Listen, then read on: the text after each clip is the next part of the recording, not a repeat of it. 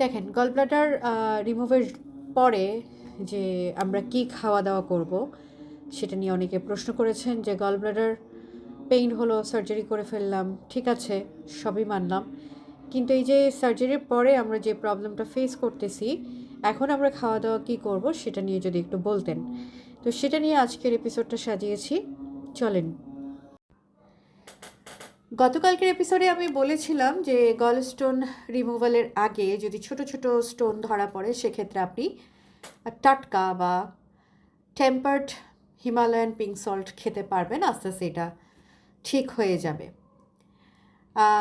সার্জারির আগে আপনাকে যেটা করতে বলেছি, আর আজকে যেটা বলবো যে সার্জারির পরে আপনি কি কি খেতে পারেন, কোনো কিছু খেয়ে শান্তি পাচ্ছেন না সেটা নিয়ে একটু কথা। গলব্লাডার রিমুভড হয়ে গেলে আমাদের যে প্রবলেমটা আগে ছিল, বিশেষ করে বুকের ঠিক ডান পাশে নিচের দিকে একটা ব্যথা হয়, এই ব্যথাটা গিয়ে আবার পিঠের পিছনে চলে যায়, পিঠের পিছনে একটা সরু চিনচিনে ব্যথা হতে থাকে, ধরে থাকে। অনেকের খাবার গেলার সময় খুব সমস্যা হয়, আবার অনেকের খুব বেশি বুক জ্বালাপোড়া করে, যা খায় তাতেই বমি আসে, খিচে খিচে ব্যথা হয়। তো বাধ্য হয়ে অনেকেই গলব্লাডারটা ফেলে দেন। তো যারা অনেক বেশি জাঙ্ক ফুড খেয়ে থাকেন, সুগারি আইটেম অনেক বেশি ঘন করে সেমাই, তারপরে লাচ্ছা সেমাই, এগুলো খুব পছন্দ করেন, সবসময় বিরিয়ানি বা হাই রিচ ফুড যেগুলো আছে খেতে থাকেন, ভাজা পোড়া খেতে থাকেন, তাদের জন্য খুবই দুঃসংবাদ যে আপনি এগুলো সবসময় খাবেন না। গলব্লাডারের মধ্যে আসলে থাকে একটা ছোট্ট পাউচ, যেটার মধ্যে কিনা ভাইল থাকে। এই ভাইলটা মূলত লিভার থেকে আসে, লিভার এটা প্রডিউস করতে থাকে এবং এইটা স্টোর হয় গলব্লাডারের মধ্যখানে। তো আমরা যখন গলব্লাডারটা ফেলে দিই তখন কি হয় সার্জারির মাধ্যমে, তখন কি হয় এই ভাইলটা, যে স্টোরেজ যে পাউচটা থাকে ওটা চলে যায়। যখন গলব্লাডার থাকে তখন এই ভাইলের কার্যক্ষমতাটা থাকে 20 গুণ বেশি, 20 গুণ বেশি, এবং এটা এত বেশি হাইলি কনসেন্ট্রেট থাকে যে আপনার চর্বি জাতীয় খাবার, অনেক বেশি ফ্যাটি খাবারকে এটা ভেঙে ফেলতে পারে এবং সঠিকভাবে জায়গায় জায়গায় পৌঁছে দিতে পারে। কিন্তু যখনই আমাদের গলব্লাডারটা চলে যায়, এটার যে পাউচেসটা চলে যায়, তখনই আমাদের বিপত্তি ঘটে যে লিভার তো তার বাইল প্রোডাকশন অব্যাহত রাখে, কিন্তু স্টোরেজটা যখন থাকে না সে তার মতো করে কাজ করতে পারে না। সো সে কাজ করে মোটামুটি একেবারে ইনঅ্যাক্টিভলি কাজ করে, যেটা আমাদের খুব একটা কাজে লাগে না, আমাদের শরীরে ভীষণ রকমের সমস্যাগুলো শুরু হতে থাকে। যখন বাইলের স্টোরেজটা থাকে না তখন কি হয় জানেন, লিভার থেকে তো সার্টেন অ্যামাউন্ট অফ বাইল আসতেই থাকে, বাট ওটা তো স্টোর হয়ে হাইলি কনসেন্ট্রেট হতে পারে না। তখন সে করে কি, ভিটামিন এ, বি, ই, কে এবং ওমেগা 3 ফ্যাটি অ্যাসিড এগুলোকে প্রসেস করতে পারে না। তখন আমাদের শরীর এগুলোর ডেফিসিয়েন্সিতে চলে যায়। এত খাচ্ছি, আমি ভালো ফিল করতেছি না কেন, আমার দুর্বল লাগতেছে কেন? সেটার জন্য সঠিক একটা ডায়েট তো ফলো করতে হবে। এছাড়াও গলস্টোন রিমুভালের পরে যে সাইড ইফেক্টসগুলো আপনাকে ক্লান্ত করে ফেলতে পারে সেটা হচ্ছে gastritis, acid reflux, IBS, diarrhoea, ABD pain, gas. এছাড়াও অনেক পেশেন্টদের ক্ষেত্রে কনস্টিপেশনও দেখা যায়। আর লিভার স্টোন হইতে পারে, সেটা অবশ্য 1%-এরও কম রোগীদের ক্ষেত্রে, খুবই কম হয়। তো আপনি আপনার খাবার দাবার কীভাবে ঠিক করবেন? খাবারের মধ্যে আপনি একেবারে ফ্যাট বাদ দিয়ে দিবেন না। অনেকে মনে করে যে গলস্টোন রিমুভালের পরে মনে হয় আমাকে শুধু লাউ দিয়ে পাতলা পাতলা তরকারি খেতে হবে, পেঁপে দিয়ে পাতলা পাতলা তরকারি খেতে হবে, আমার জীবনে লাউ আর পেঁপের মধ্যেই সীমাবদ্ধ।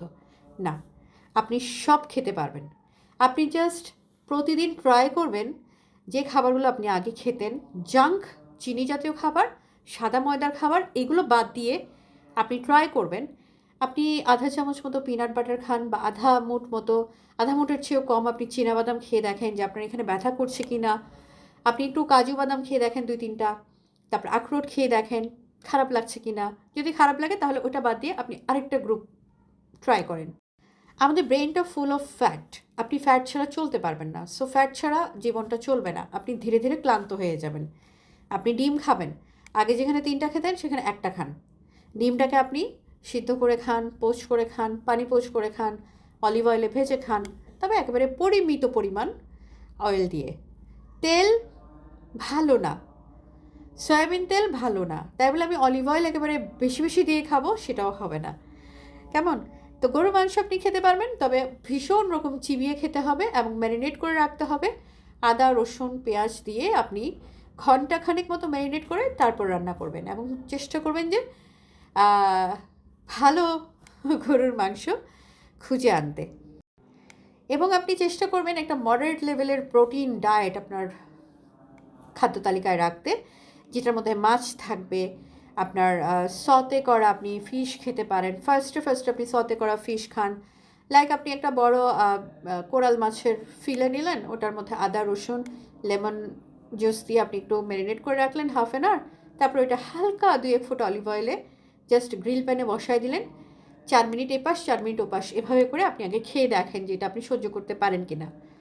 তারপর থেকে আপনি যদি চান যে আপনি হ্যাঁ এভাবে করেই খাবেন, বা আপনি যদি চান তরকারিতে কম তেলে রান্না করে খাবেন, এভাবেও খেতে পারেন।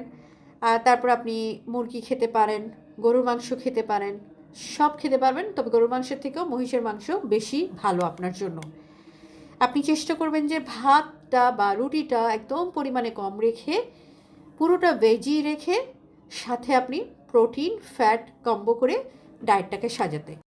আপনি চাইলে কিন্তু 1 গ্লাস পানিতে 1 ফোঁটা অ্যাপেল সাইডার ভিনেগার দিয়ে ফার্স্টে খাবেন।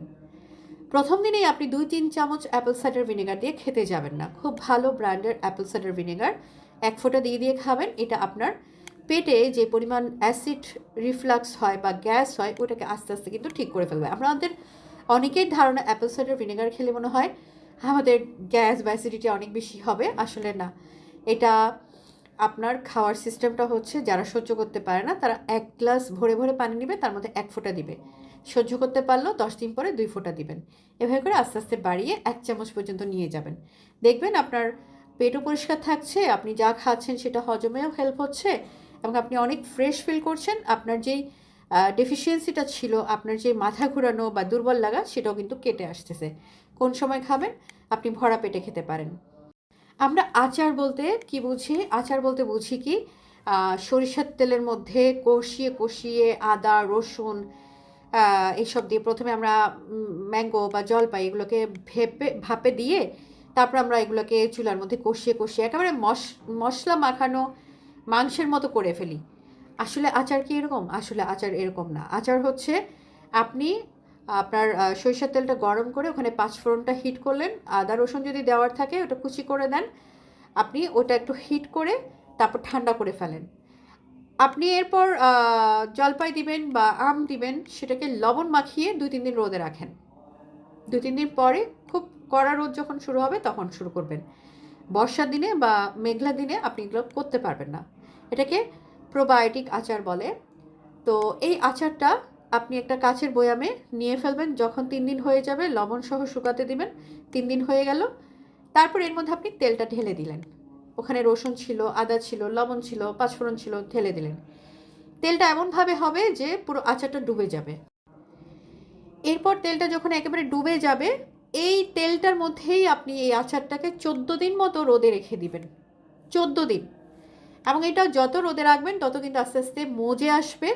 এটাকে কোনো চুলায় পাকাইতে হবে না, এবং এটা কখনো নষ্ট হবে না। তেলটা থাকবে নাকের উপরে, মানে আচারের নাকের উপরে থাকবে। আচারের নাক নাই, মানে একেবারে উপরে উপরে থাকবে। তো এটাই হচ্ছে আপনার জন্য প্রোবায়োটিক পিকলস। সো আপনি এরকম করে ভিনেগারে ফার্মেন্টেড করে ভেজিটেবলস করতে পারেন, গাজর, মূলা, খিমচি, খেফির এগুলো খেতে পারেন। আর এছাড়াও আপনি পিকলস খেতে পারেন। এগুলো যখন এভাবে করে জারক হয়, এটা কিন্তু প্রোবায়োটিক চলে আসে, এবং এই প্রোবায়োটিকগুলাই আপনার গাট হেলথে দারুণ একটা ইফেক্ট ফেলে, যেটাতে আপনার এই যে আইবিএসের সমস্যা বলেন, আপনার ঘন ঘন ডায়রিয়া হচ্ছে, কনস্টিপেশন হচ্ছে, একটা যে ডিসকমফোর্ট চলছে, সেটা থেকে আপনি চিরতরে মুক্তি পাবেন। তবে আচার খেতে বলেছি মানে একেবারে ভরে ভরে 2-3 চামচ খাবেন না, জাস্ট প্রথম দিন আধা চামচের চেয়েও কম খাবেন, তারপর সহ্য হলে আস্তে আস্তে খাবেন। আপনারা খিচুড়ি পোলাও সব খেতে পারবেন, তবে ঘি তেল একেবারে ছুঁয়ে ছুঁয়ে দিবেন, মানে কম কম, একদম কম কম।